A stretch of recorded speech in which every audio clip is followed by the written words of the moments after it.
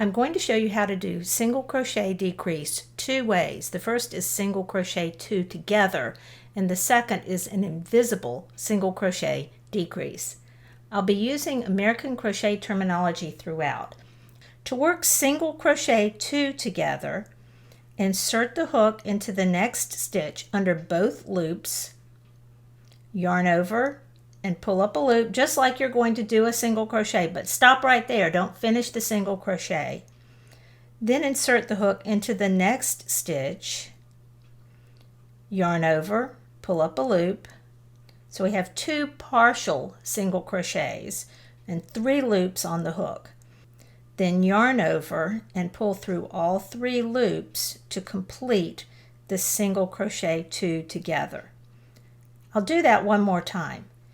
Go into the next stitch, pull up a loop, go into the next stitch under both loops of the stitch, pull up a loop. So you have 3 loops on your hook. Then yarn over and pull through all 3 loops.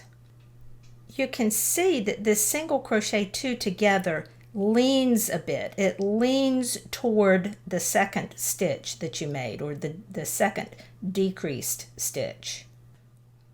For an invisible single crochet decrease, insert the hook from front to back just under the front loop.